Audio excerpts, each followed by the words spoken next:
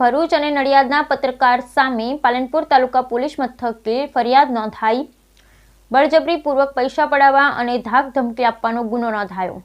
પાલનપુર તાલુકાના મુરિયા ગામે સસ્તા અનાજની દુકાનના સંચાલકને નાક ધમકી આપી 2000 રૂપિયા પડાવી લીધા હતા અને ત્યારબાદ દુકાનનું લાયસન્સ રદ કરી દેવાની ધમકી આપી હતી।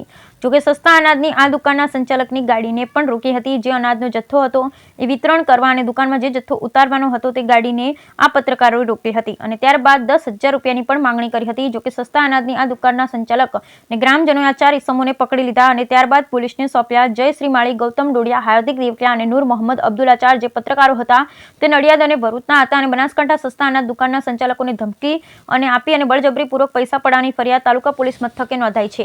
ગૌતમ ડોડિયાનો ઇતિહાસ પણ ગુનાહિત છે। અગાઉ પણ પોલીસ ફરિયાદ નોંધાયેલી છે।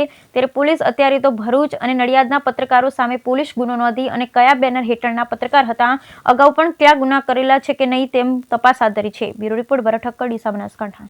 પાલનપુર વર્ગશાળાની અંદર અમારા ગામની અંદર ખરેખર 2 શિક્ષકો છે જ હાલમાં અને 2 શિક્ષકો ભણાવે છે, પણ 2 શિક્ષકોને અગવડ પડે છે કારણ કે 2 ઓરડા બનેલા નથી અને જેથી કરીને સેલ ટેક્સ છે પ્લાસ્ટિકના 5 વાર નિશાળ બંધાયેલી છે, જેથી કરીને વર્ષોની 2002ની નિશાળ બંધાયેલી હોવાને કારણે બાળકોને ચોમાસામાં બી મુશ્કેલી પડે, ઉનાળામાં બી મુશ્કેલી પડે, તાપ તડકો વેઠવો પડે કારણ કે એમાં ખરેખર બાળકોને અમારા ગામના બાળકોને ખાસ કરીને ગામના બાળકો સારી રીતે ભણી શકે અને 2 ઓરડા થઈ જાય અને એક ઓરડામાં બાળકો કઈ રીતે બેસે અને કારણ કે જજડી થઈ ગયેલું છે, જેથી કરીને વરસાદ પડે એટલું પાણી નીચે આવે જ છે।